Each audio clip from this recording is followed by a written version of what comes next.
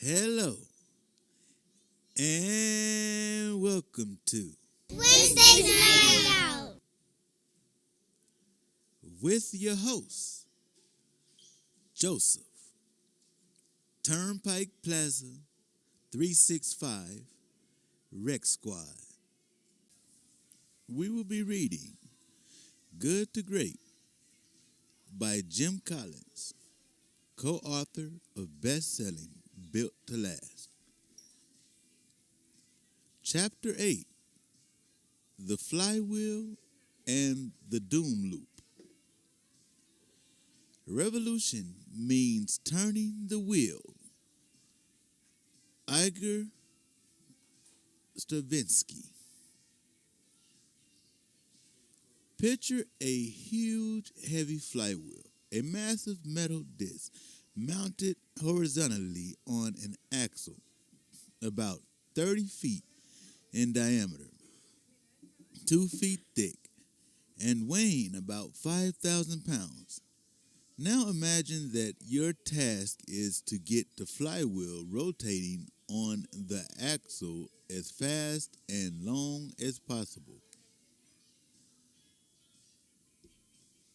Pushing with great effort, you get the flywheel to inch forward, moving almost imperceptibly at first. You keep pushing, and after 2 or 3 hours of persistent effort, you get the flywheel to complete one entire turn. You keep pushing, and the flywheel begins to move a bit faster, and with continued great effort, you move it around a second rotation. You keep pushing in a consistent direction. 3 turns, 4, 5, 6. The flywheel builds up speed. 7, 8. You keep pushing. 9, 10. It builds momentum. 11, 12. Moving faster with each turn. 20, 30, 50, 100. Then at some point, breakthrough. The momentum of the thing kicks in your favor, hurling the flywheel forward, turn after turn. Whoosh! Its own heavy weight working for you. You're pushing. No, harder than during the first rotation. But the flywheel goes faster and faster. Each turn of the flywheel builds upon work done earlier, compounding your investment of effort 1,000 times faster, then 10,000, then 100,000. The huge heavy disc flies forward with almost unstoppable momentum. Now suppose someone came along and asked, what was the one big push that caused this thing to go so fast? You wouldn't be able to answer. It's just a nonsensical question. Was it the first push, the second push, the fifth, the 100th? No, it was all of them added together in an overall accumulation of effort applied in a consistent direction. Some pushes may have been bigger than others, but any single heave, no matter how large, reflects a small fraction of the entire cumulative effect upon the flywheel. Build up and breakthrough. The flywheel image captures the overall feel of what it was like inside the companies as they went from good to great. No matter how dramatic the end result, the good to great transformations never happened in one fell swoop. There was no single defining action, no grand program, no one killer innovation, no solitary lucky break, no wrenching revolution. Good to great comes about by a cumulative process, step by step, action by action, decision by decision, turn by turn of the flywheel that adds up to sustained and spectacular results. Yet, to read media accounts of the companies, you might draw an entire different conclusion. Often, the media does not cover a company until the flywheel is already turning at 1,000 rotations per minute. This entirely skews our perception of how such transformations happen, making it seem as if they jumped right to breakthrough as some sort of an overnight metamorphosis. Credit for the term build up and breakthrough should go to David S. Lundis and his book, The Wealth and Poverty of Nations. Why some are so rich and some so poor. New York, W. W. Norton and Company, 1998. On page 200, Lundis writes, the question is really twofold. First, why and how did any country break through the crust of habit and conventional knowledge to this new mode of production? Turning to the first, I would stress buildup, the accumulation of knowledge and know-how and breakthrough, reaching and passing thresholds. When we read this paragraph, we noted it applicably to our study and decided to adopt these terms in describing the good to great companies. For example, on August 27, 1984, Forbes magazine published an article on Circuit City. It was the first national level profile ever published on the company.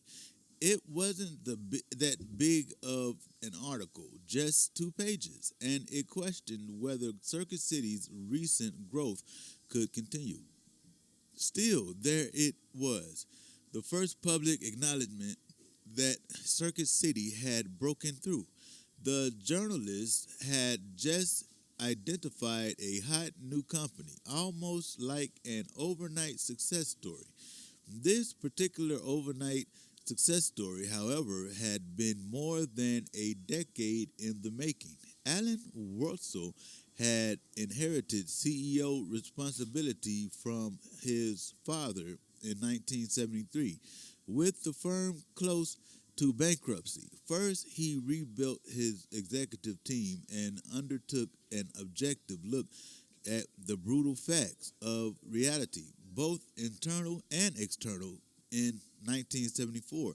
Still struggling with a crushing debt load, Wurzel and his team began to experiment with a warehouse showroom style of retailing, large inventories of name brands, discounts, pricing, and immediate delivery, and built a prototype of this model in Richmond, Virginia, to sell appliances.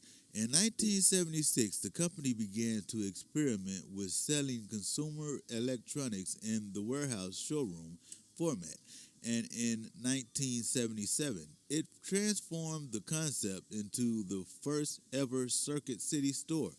The concept met with success, and the company began systematically converting its stereo stores into Circuit City stores. In 1982, with 9 years of accumulated turns on the flywheel, Wurzel and his team committed fully to the concept of the Circuit City Superstore.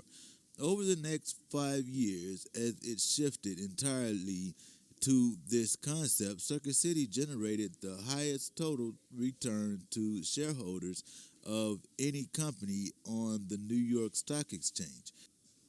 From 1982 to 1999, Circuit City generated cumulative stock returns 22 times better than the market, handily beating Intel, Walmart, GE, Hewlett Packard, and Coca-Cola. Not surprisingly, Circuit City then found itself a prime subject for media attention, whereas we found no articles of any significance in the decade leading up the transition. We found 90 7 articles worth examining in the decade after the transition, 22 of them significant pieces. It's as if the company hadn't even existed prior to that, despite having traded on a major stock exchange since 1968, and despite the remarkable progress made by Wurtzel and his team in the decade leading up to the breakthrough point. Circuit City experience reflects a common pattern. In case after case, we found fewer articles in the decade leading up to the point of transition than in the decade after, by an average factor of nearly 3 times. For example, Ken Iverson and Sam Siegel began turning the Knucker flywheel in 1965. For 10 years. No one paid any attention, certainly not the financial press or the other steel companies. If you had asked executives at Bethlehem Steel or U.S. Steel about the Knucker threat in 1970, they would have laughed, if they even recognized the company name at all, which is doubtful. By 1975, the year of its transition point on the stock chart, Knucker had already built its third mini mill, long established its unique culture of productivity, and was well on its way to becoming the most profitable steel company in America. Yet, the first major article in Business Week did not appear until 1978, 13 years after the start of the transition, and not in Fortune until 16 years out. From 1965 through 1975, we found only 11 articles on Knucker, none of them significant. Then, from 1976 through 1955, we collected 96 articles on Knucker, 40 of them being major profiles or nationally prominent features. Now you might be thinking, but we should expect that. Of course, these companies would get more coverage after they become wildly successful. What's so important about that? Here's what's important. We've allowed the way transitions look from the outside to drive our perception of what they must feel like to those going through them on the inside. From the outside, they look like dramatic, almost revolutionary breakthroughs. But from the inside, they feel completely different, more like an organic development process. Picture an egg just sitting there. No one pays it much attention until one day the egg cracks open and out jumps a chicken. All the major magazines and newspapers jump on the event, writing feature stories. The transformation of egg to chicken. The remarkable revolution of the egg. Stunning turnaround at egg. As if the egg had undergone some overnight metamorphosis, radically altering itself into a chicken. But what does it look like from the chicken's point of view? It's a completely different story. While the world ignored this dormant looking egg, the chicken was evolving, growing, developing, incubating. From the chicken's point of view, cracking the egg is simply one more step in a long chain of steps leading up to that moment. A big step, to be sure, but hardly the radical, single step transformation it looks like to those watching from outside the egg. It's a silly analogy, granted, but I'm using it to highlight a very important finding from our research. We kept thinking that we'd find the one big thing, the miracle moment that defined breakthrough. We even pushed for it in our interviews, but the good to great executives simply could not pinpoint a single key event or moment in time that exemplified the transition. Frequently, they chafed against the whole idea of allocating points and prioritizing factors. In every good to great company, at least one of the interviewees gave an unprompted admonishment saying something along the lines of, "Look, you can't dissect this thing into a series of nice little boxes and factors, or identify the moment of aha, or the one big thing. It was a whole bunch of interlocking pieces that built one upon another." Even in the most dramatic case in our study, Kimberly Clark selling the mills, the executives described an organic cumulative process. Their win did not change the direction of the company overnight, said one Kimberly Clark executive. He evolved it over time. The transition wasn't like night and day, said another. It was gradual, and I don't think it was entirely clear to everybody until a few years into it. Of course, selling the mills was a gigantic push on the flywheel, but it was only a push. After selling the mills, the full transformation into the number one paper-based consumer products company required thousands of additional pushes on the flywheel, big and small, accumulated one on top of another. It took years to gain enough momentum for the press to openly herald Kimberly Clark's shift from good to great. Forbes note, when Kimberly Clark decided to go head to head against P&G, this magazine predicted disaster. What a dumb idea. As it turned out, it wasn't a dumb idea, and it was a smart idea. The amount of time between the two Forbes articles, 21 years. While working on the project, we made a habit of asking executives who visited our research laboratory th- who what they would want to know from the research. One CEO asked, "What did they call what they were doing? Did they have a name for it?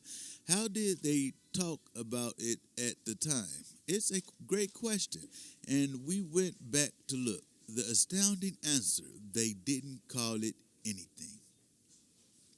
The good to great companies had no name for their transformations. There was no lunch event, no tagline, no programmatic feel whatsoever.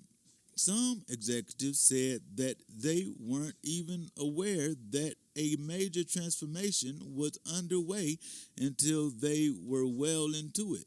It was often more obvious to them after the fact than at the time. Then it began to dawn on us. There was no miracle moment. See the table of page 170. Although it may have looked like a single stroke breakthrough to those peering in from the outside, it was anything but that to people experiencing the transformation from within. Whether it was a quiet, deliberate process of figuring out what needed to be done to create the best future results, and then simply taking those steps, one after the other, turn by turn of the flywheel, after pushing on that flywheel in a consistent direction over an extended period of time, they'd inevitably hit a point of breakthrough. No miracle moment in good to great. Representative quotes from the interview. Abbott. It wasn't a blinding flash or sudden revelation from above. Or change Our change was a major change, and yet in many respects simply a series of incremental changes. This is what made that change successful. We did this in a nice stepwise way, and there were always a lot of common denominators between what we had already mastered and what we were embarking on. Circuit City. The transition to focus on the superstore didn't happen overnight. We first considered the concept in 1974, but we didn't convert fully to Circuit City superstores until about 10 years later, after we'd refined the concept and built enough momentum to bet our whole future on it. Fannie Mae. There was no one magical event, no one turning point. It was a combination of things, more of an evolution, though the end results were dramatic. Gillette. We didn't really make a big conscious decision or launch a big program to initiate a major change or transition. Individually and collectively, we were coming to conclusion about what we could do to dramatically improve our performance. Kimberly Clark. I don't think it was done as bluntly as it sounds. These things don't happen overnight. They grew. They grow. The ideas grow and mushroom and come into being. Kroger's. It wasn't a flash from the blue. We had all been watching experimental superstores develop, and we were pretty well persuaded that the industry would go that way. The major thing that Lyle did was to say that we're going to change beginning now on a very deliberate basis. Nooker. We did not make a decision that this was what we stood for at any specific moment. It evolved through many agonizing arguments and fights. I am not sure that we knew exactly what we were fighting for until we looked back and said that we were fighting to establish who we were going to be. Philip Morris. It's impossible to think of one big thing that would exemplify a shift from good to great because our success was evolutionary as opposed to revolutionary, building success upon success. I don't know that there was any single event. Pitney Bowes. We didn't talk so much of change. We recognized early on not so much that we needed to change, but that we needed to evolve. We recognized that we've got to do things differently. We realized that evolution is a whole different concept than change. Walgreens. There was no seminal meeting or epiphany moment. No one big bright light that came on like a light bulb. It was sort of an evolution thing. Wells Fargo. It wasn't a single switch that was thrown at one time. Little by little, the themes became more apparent and stronger. When Carl became CEO, there wasn't any great wrenching. Dick led one stage of evolution and Carl the next, and it just proceeded smoothly rather than an abrupt shift. When teaching this point, I sometimes use an example from outside my research that perfectly illustrates the idea. The UCLA Bruins basketball dynasty of the 1960s and early 1970s, most basketball fans know that the Bruins won 10 NCAA championships in 12 years, at one point assembling a 61 game winning streak under the legendary coach John Wooden. But do you know how many years Wooden coached the Bruins before his first NCAA championship? 15. From 1948 to 1963, Wooden worked in relative obscurity before winning his first championship 1964. Year by year, Coach Wooden built the underlying foundation, developing a recruiting system, implementing a consistent philosophy, and refining the full court press style of play. No one paid too much attention to the quiet, soft spoken coach and his team until wham! They hit breakthrough and systematically crushed every serious competitor for more than a decade. Like the Wooden dynasty, lasting transformations from good to great follow a general pattern of build-up followed by breakthrough. In some cases, the build-up to breakthrough stage takes a long time. In other cases, a short time. At Circuit City, the build-up stage lasted 9 years. At Nooker, 10 years. Whereas at Gillette, it took only 5 years. At Fannie Mae, only 3 years. And at Pitney Bowes, about 2 years. But no matter how short or long it took, every good to great transformation followed the same basic pattern, accumulating momentum, turn by turn, of the flywheel until build-up transformed into breakthrough. Not just a luxury, a circumstance. It's important to understand that following the build-up breakthrough flywheel model is not just a luxury of circumstance. People who say, hey, but we've got constraints that prevent us from taking this longer term approach should keep in mind that the good to great companies followed this model no matter how dire the short term circumstances. Deregulation in the case of Wells Fargo, looming bankruptcy in the cases of Nooker and Circuit City, potential takeover threats in the cases of Gillette and Kroger's, or $1,000,000-a-day losses in the case of Fannie Mae. This also applies to managing the short-term pressures of Wall Street.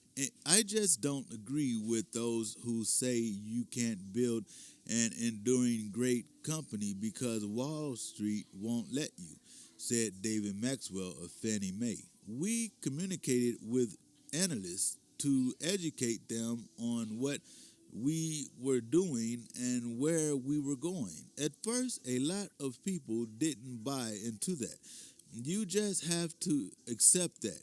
But once we got through the dark days, we responded by doing better every single year. After a few years, because of our actual results, we became a hot stock and whatever looked back and never looked back. And a hot stock it was. During Maxwell's first 2 years, the stock lagged behind the market, but then it took off.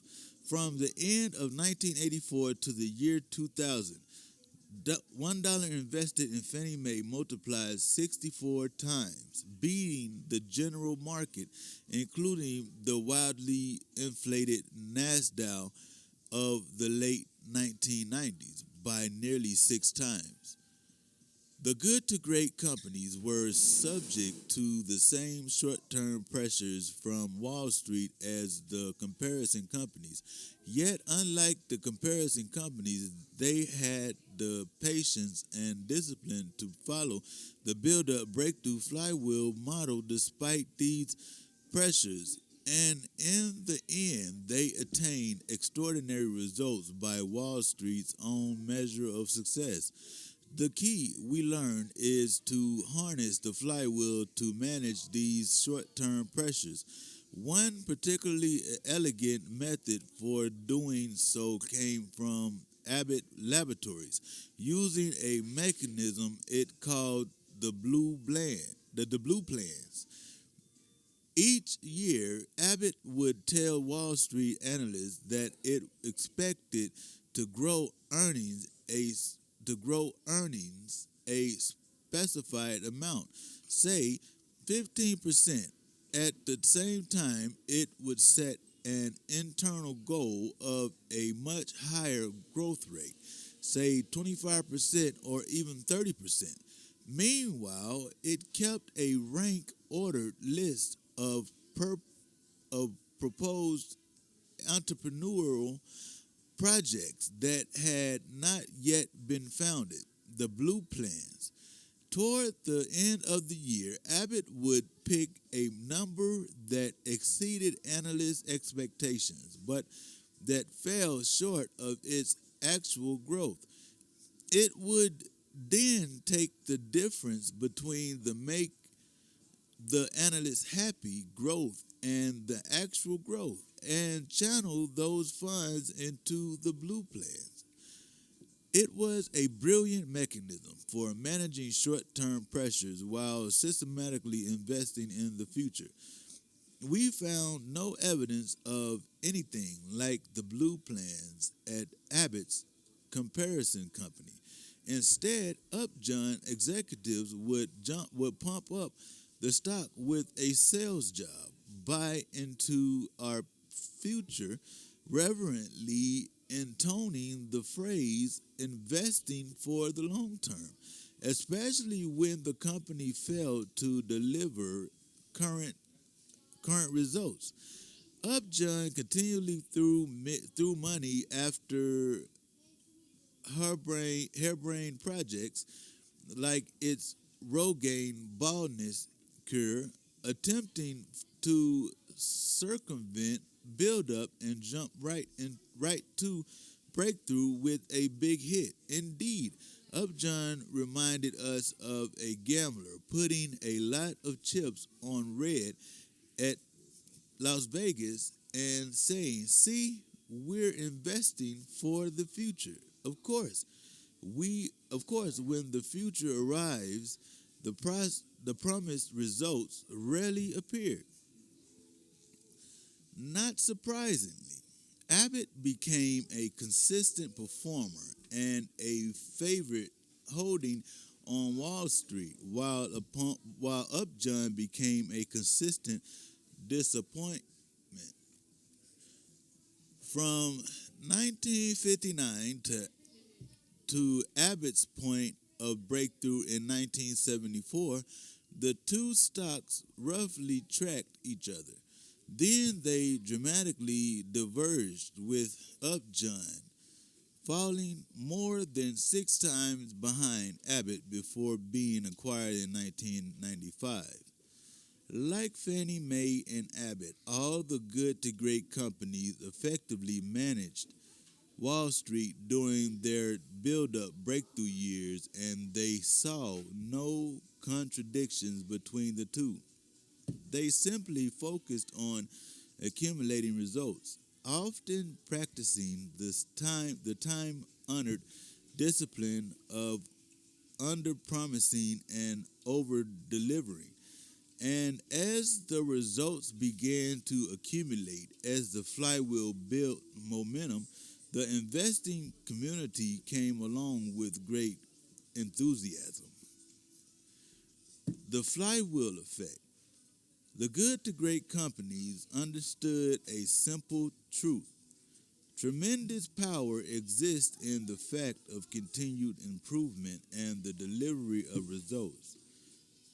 Point to tangible accomplishments, however incremental at first, and show how these steps fit into the context of an overall concept that will work. When you do this in such a way that people see and feel the buildup of momentum, they will line up with enthusiasm. We came to call this the flywheel effect, and it applies not only to outside investors but also to internal constituent groups. There's a diagram of the flywheel. Of course, in the middle of it is the breakthrough, build up to breakthrough, I believe.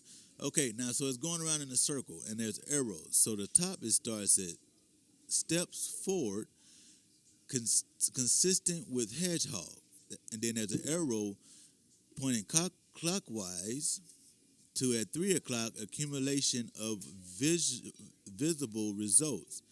And then at 6 o'clock is people line up and energized by results. At 9 o'clock is flywheel builds momentum. And then we're back up to the top. At steps forward consists with hedgehog concepts.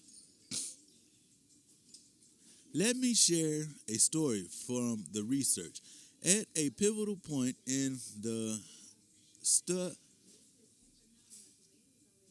in the in the members of the research team nearly revolted, throwing their interview notes on the table. They asked, "Do we have to keep asking that stupid question?" What stupid question, I asked. The one about commitment, alignment, and how they managed change. That's not a stupid question, I replied.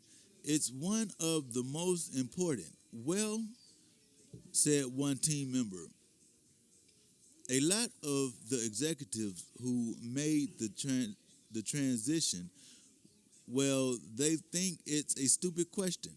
Some don't even understand the question. Yes, we need to keep asking it, I said. We need to be consistent across the interviews. And besides, it's even more interesting that they don't understand the question. So keep probing. We've got to understand how they overcame resistance to change and got people lined up. I fully expected to find that getting everyone lined up, creating alignment, to use the jargon, would be one of the top challenges faced by executives working to turn good into great. After all, nearly every executive who'd visited the laboratory had asked this question in one form or another. How do we get the boat turned? How do we get people committed to the new vision? How do we motivate people to line up? How do we get people to embrace change? To my great surprise, we did not find the question of alignment to be a key challenge faced by the good to great leaders. Clearly, the good to great companies did get incredible commitment and alignment. They artfully managed change, but they never really spent much time thinking about it. It was utterly transparent to them. We learned that under the right conditions, the problems of commitment, alignment, motivation, and change just melt away. They largely take care of themselves. Consider Kroger. How do you get a company of over 50,000 people, cashiers, baggers, shelf stockers, produce washers, and so forth, to embrace a radical new strategy that will eventually change virtually every aspect of how the company builds and runs grocery stores? The answer is that you don't. Not in one big event or program anyway. Jim Herring, the level 5 leader who initiated the transformation of Kroger, told us that he avoided any attempts at hoopla and motivation. Instead, he and his team began turning the flywheel, creating tangible evidence that their plans made sense. We presented what we were doing in such a way that people saw our accomplishments, said Herring. We tried to bring our plans to successful conclusions step by step so that the mass of people would gain confidence from the successes, not just the words. Herring understood that the way to get people lined up behind a bold new vision is to turn the flywheel consistent with that vision. From turn from 2 turns to 4 turns, then 4 turns to 8, then 8 to 16, and then to say, see what we're doing and how well it is working. Extrapolate from that, and that's where we're going. The good to great companies tended not to publicly proclaim big goals at the outset. Rather, they began to spin the flywheel, understanding to action step by step after step, turn after turn. After the flywheel built up momentum, they'd look up and say, hey, if we just keep pushing on this thing, there's no reason we can't accomplish X. For example, Nooker began turning the flywheel in 1965, at first just trying to avoid bankruptcy, then later building its first steel mills because it could not find a reliable supplier. Nooker people discovered that they had a knack for making steel better and cheaper than anyone else, so they built 2 and then 3 additional mini mills. They gained customers, then more customers, then more customers. Whoosh! The flywheel built momentum, turn by turn, month by month, year by year. Then, around 1975, it dawned on the Knucker people that if they just kept pushing on the flywheel, they could become the number one most profitable steel company in America. Explained Marvin Polman.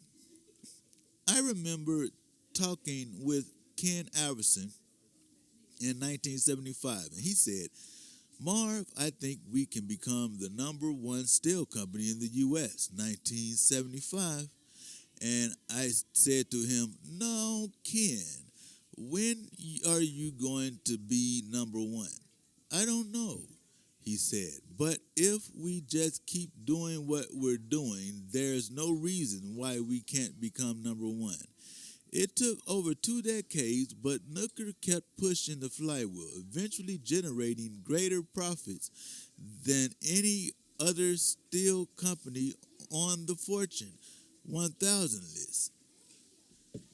When you let the flywheel do the talking, you don't need to fervently communicate your goals. People can just extrapolate from the momentum of the flywheel for themselves. Hey, if you just keep doing this, look at where we can go. As people decide among themselves to turn the fact of potential into the fact of results, the goal almost sets itself. Stop and think about it for a minute. What do the right people want more than almost anything else? They want to be part of a winning team. They want to contribute to producing visible, tangible results. They want to feel the excitement of being involved in something that just flat out works. When the right people see a simple plan born of confronting the brutal facts, a plan developed from understanding, not bravado, they are likely to say, that'll work, count me in.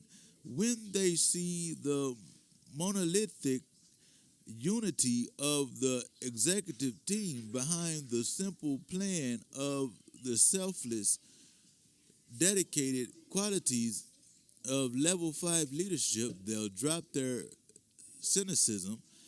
When people began to feel the magic of momentum, when they began to see tangible results, when they can feel the flywheel beginning to build speed, that's when the bulk of people line up to throw their shoulders against the wheel and push. The doom loop. We found a very different pattern at the comparison companies. Instead of a quiet, deliberate process of figuring out what needed to be done and then simply doing it, the comparison companies frequently launched new programs, often with great fanfare and hoopla, aimed at motivating the troops, only to see the programs fail to produce sustained results. They sought the single defining action, the grand program, the one killer innovation, the miracle moment that would allow them to skip the arduous build up stage and jump right to breakthrough. They would push the flywheel in one direction, then stop, change course, and throw it in a new direction. And then they would stop, change course, and throw it into yet another direction. After years of lurching back and forth, the comparison companies failed to build sustained momentum and fell instead into what we came to call the doom loop. Consider the case of Warren Lambert, the direct comparison company to Gillette. In 1979, Warner Lambert told Business Week that it aimed to be a leading consumer products company. 1 year later, in 1980, it did an abrupt about face and turned its sights on healthcare, saying, "Our flat out aim is to go after Merck, Lilly, SmithKline, everybody and his brother." In 1981, the company reversed course yet again and returned to diversification and consumer goods.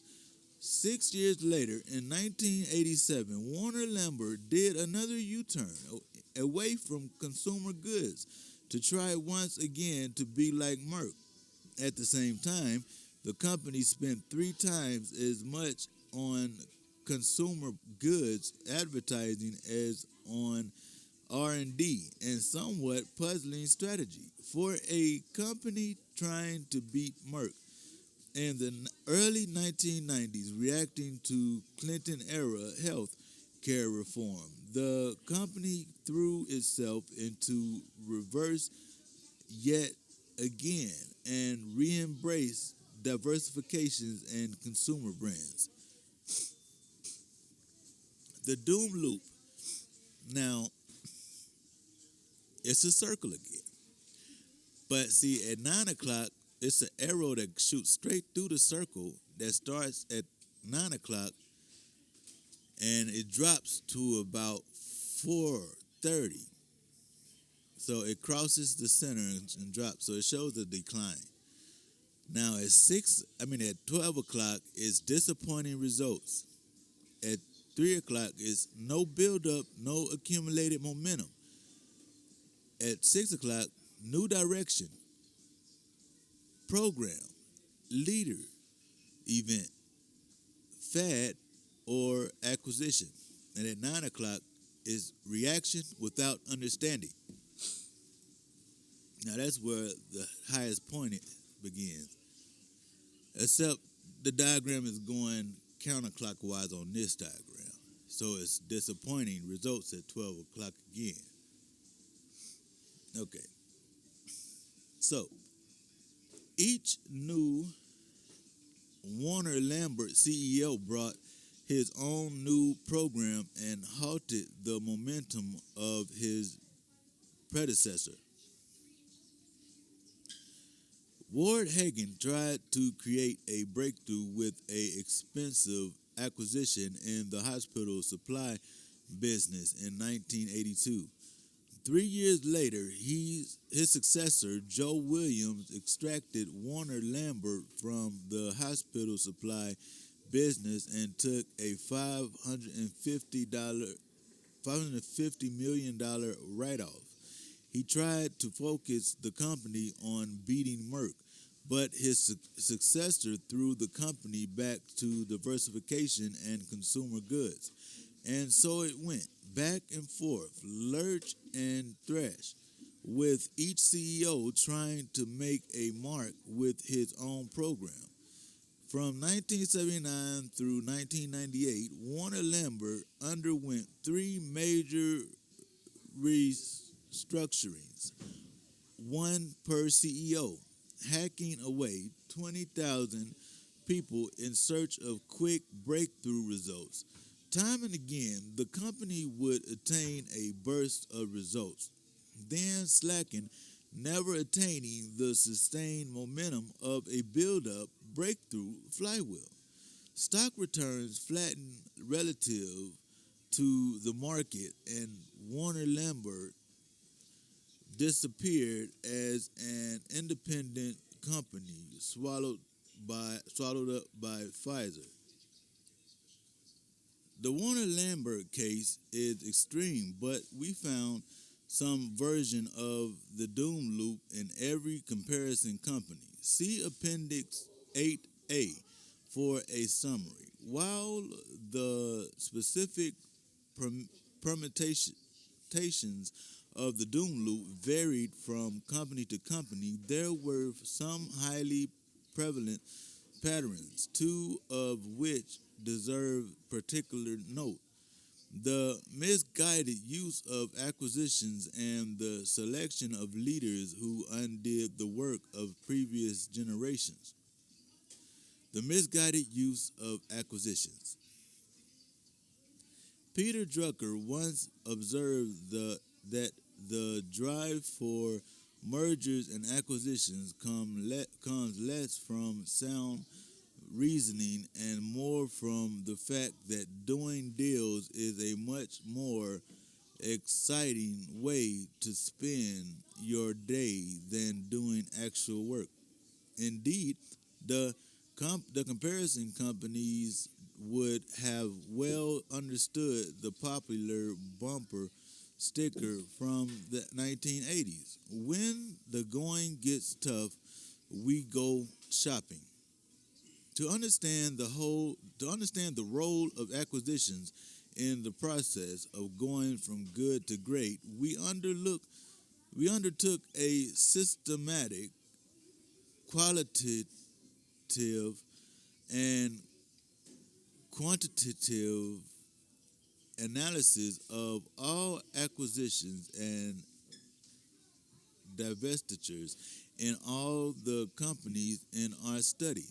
From 10 years before the transition date through 1998, while we noticed no particular pattern in the amount of scale and acquisitions, we did note a significant difference in the success rate of the acquisition in the good to great companies versus the comparison.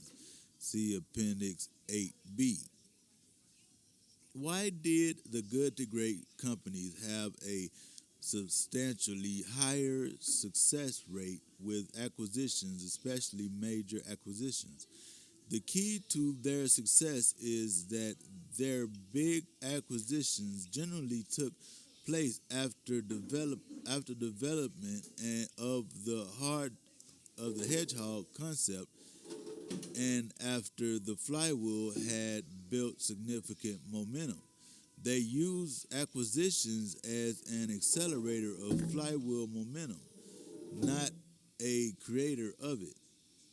In contrast, the comparison companies frequently tried to jump right into breakthrough via an acquisition or merger. It never worked.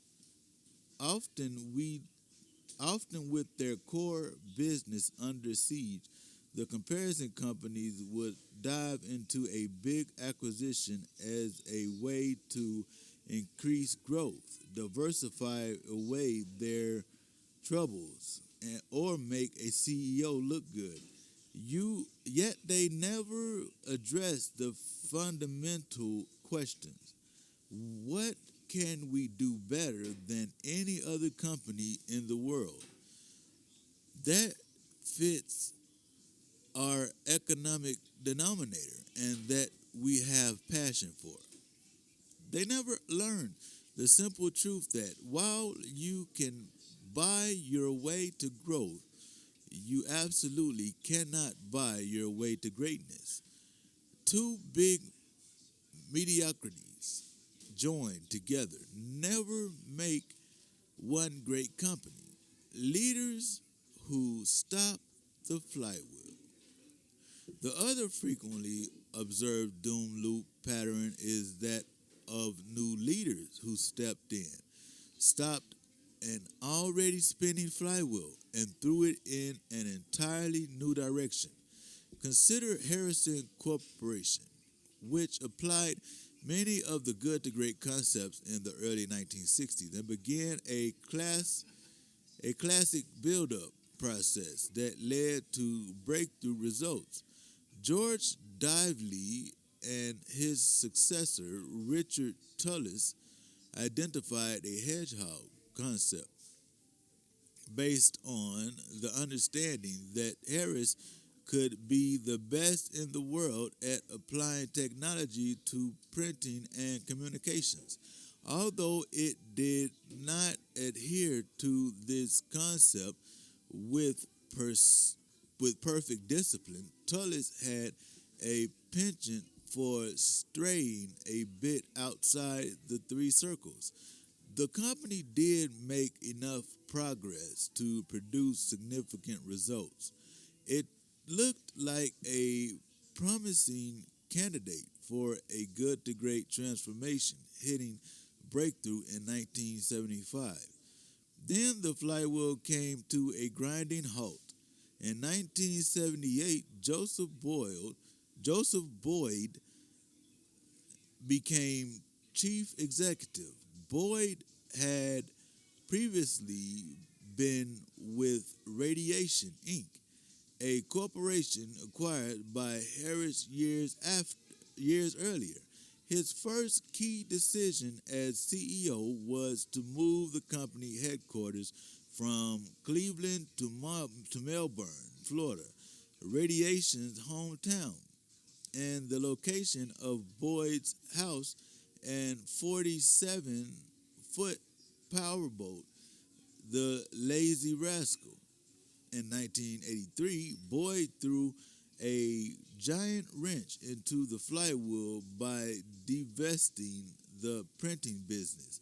At the time, Harris was the number one producer of printing equipment in the world. The printing business was one of the most profitable parts of the company, generating nearly a third of total operating profits.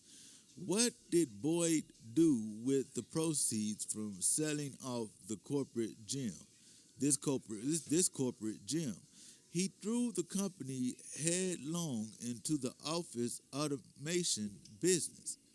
But could Harris become the best in the world in office automation? Not likely. Horrendous software development problems delayed introduction of Harris' first workstation as the company stumbled onto the battlefield to confront IBM, DEC, and Wayne. Then, in an attempt to jump right to a new breakthrough, Harris spent a third of its entire corporate net worth to buy Linear Business Products, a company in the low-end word processing business. Computer World magazine wrote, Boyd targeted the automated office of a key. Unfortunately for Harris, the company had everything but an office product. The attempt to design a word processing system met with failure, out of tune with the market, and be, had to be scrapped before introduction. The flywheel, which had been spinning with great momentum after Dively and Tullis came detached from the axle, wobbled into the air, and then crashed to a grinding halt. From the end of 1973 to the end of 1978, Harris beat the market by more than 5 times. But from the end of 1978 to the end of 1983, Harris fell 39% behind the market. And by 1988, it had fallen over 70% behind. The doom loop replaced the flywheel. The flywheel, as a wraparound idea, when I look over the good to great transformations, the one word that keeps coming to mind is consistency. Another word offered to me by physics professor R.J. Peterson is coherence. What is 1 plus 1? He asked, then paused for effect. 4. In physics, we have been talking about the idea of coherence, the magnifying effect of one factor upon another. In reading about the flywheel, I couldn't help but think I didn't think of principle of coherence. However, you phrase it, the best idea is the same. Each piece of the system reinforces the other parts of the system to form an integrated whole that is much more powerful than the sum of the parts. It is only through consistency, how over time, through multiple generations, that you get maximum results. In a sense, everything in this book is an exploration and description of the pieces of the build-up to breakthrough flywheel pattern. See the table on page 183. And standing back to survey the overall framework, we see that every factor works together to create this pattern, and each component produces a push on the flywheel.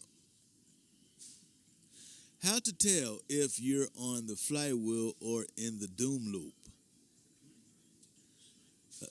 Signs that you're on the flywheel, good to great companies, is on the left. Now the right is signs that you're in the doom loop, comparison companies. Good to great companies follow a pattern of build-up leading to breakthrough. Comparison companies skip build-up and jump right to breakthrough.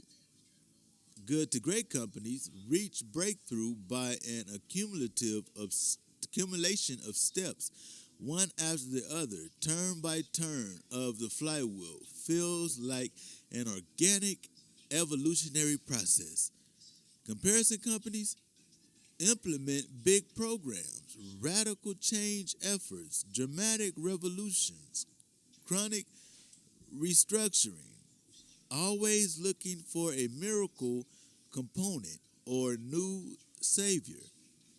Good to great companies confront the brutal facts to see clearly what steps must be taken to build momentum. Comparison companies embrace fads, and engage in management hoopla rather than confront the brutal facts. Good to great companies attain consistency with a clear hedgehog concept, resolutely staying within the three circles. Comparison companies demonstrate chronic inconsistencies, lurking back and forth and straying far outside the three circles. Good to great companies follow the pattern of disciplined people. First, who? Discipline. Thought, discipline, action. Comparison companies jump right to action without disciplined thought and, and without first getting the right people on the bus. Good to great companies harness appropriate technologies to your hedgehog concept uh, to accelerate momentum. Comparison companies run about like Chicken Little in reaction to technology change, fearful of being left behind. Good to great company make major acquisitions after breakthrough, if at all, to accelerate momentum. Comparison company make major acquisitions before breakthrough in a doomed attempt to create momentum. Good to great companies spend little energy trying to motivate or align people. The momentum of the flywheel is infectious. Comparison companies spend a lot of energy trying to align and motivate people, rallying them around new vision. Signs that you're on the flywheel. Good to great companies. Signs that you're on the doom loop. Comparison companies. Good to great companies. Let results do most of the talking. Comparison companies sell the future to compensate for lack of results. Good to great companies maintain consistency over time. Each generation builds on the work of previous generations. The flywheel continues to build momentum. Comparison companies demonstrate inconsistencies over time. Each new leader brings a radical new path. The flywheel grinds to a halt, and the doom loop begins anew. It all starts with level 5 leaders who naturally gravitate toward the flywheel model. They're less interested in flashy programs that make it look like they are leading with a capital L. They're more interested in the quiet, deliberate process of pushing on the flywheel to produce results with a capital R. Getting the right people on the bus, the wrong people off the bus, and the right people in the right seats. These are all crucial steps in the early stages of build-up. Very important pushes on the flywheel. Equally important is to remember the Stockdale paradox. We're not going to hit breakthrough by Christmas, but if we keep pushing in the right direction, we eventually hit breakthrough. This process of confronting the brutal facts helps you see the obvious, albeit difficult steps that must be taken to turn the flywheel. Faith in the end game helps you live through the months of the months or years of buildup. Next, when you attain deep understanding about the three circles of your hedgehog concept and begin to push in a direction consistent with that understanding, you hit breakthrough momentum and accelerate with key accelerators. Chief among them, pioneering the application of technology tied directly Back to your three circles. Ultimately, to reach breakthrough means having the discipline to make a series of good decisions consistent with your hedgehog concept. Disciplined action following from disciplined people who exercise disciplined thought. That's it. That's the essence of the breakthrough process. In short, if you diligently and successfully apply each concept in the framework and you continue to push in a consistent direction on the flywheel, accumulating momentum step by step and turn by turn, you will eventually reach breakthrough. It might not happen today or tomorrow or next week. It might not even happen next year, but it will happen.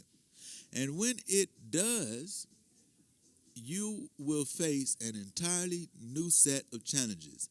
How to accelerate momentum in response to ever rising expectations, and how to ensure that the flywheel continues to turn long into the future. In short, your challenge will no longer be how to go from good to great, but how to go from great to enduring great. And that is the subject of the last chapter. Chapter summary: The Flywheel and the Doom Loop. Key points: good to great transformations often look like dramatic revolutionary events to those observing from the outside, but they feel like organic cumulative processes to people on the inside. The confusion of end outcomes, dramatic results with process, organic and cumulative, skews our perception of what really works over the long haul. No matter how dramatic the end result, the good to great transformations never happened in one fell swoop. There was no single defining action, no grand program, no one killer innovation, no solitary lucky break, no miracle moment. Sustainably, transformations follow a predictable pattern of buildup and breakthrough. Like pushing on a giant heavy flywheel, it takes a lot of effort to get the thing moving at all. But with persistent pushing in a consistent direction over a long period of time, the flywheel builds momentum, eventually hitting a point of breakthrough. The comparison companies followed a different pattern, the doom loop. Rather than accumulating momentum turn by turn of the flywheel, they tried to skip buildup and jump immediately to breakthrough. Then, with disappointing results, they'd lurch back and forth, failing to maintain a consistent direction. The comparison companies frequently tried to create a breakthrough with large, misguided acquisitions. The good to great companies, in contrast, principally use large acquisitions after breakthrough to accelerate momentum in an already fast spinning flywheel. Unexpected results. Those inside the good to great companies were often unaware of the magnitude of their transformation at the time. Only later, in retrospect, did it become clear. They had no name, tagline, launch event, or program to signify what they were doing at the time. The good to great leaders spent essentially no energy trying to create alignment, motivate the troops, or manage change. Under the right conditions, the problems of commitment, alignment, motivation, and change largely take care of themselves. Alignment principally follows from results and momentum, not the other way around. The short term pressures of Wall Street were not inconsistent with following this step. The flywheel effect is not in conflict with these pressures. Indeed, it is the key to managing them.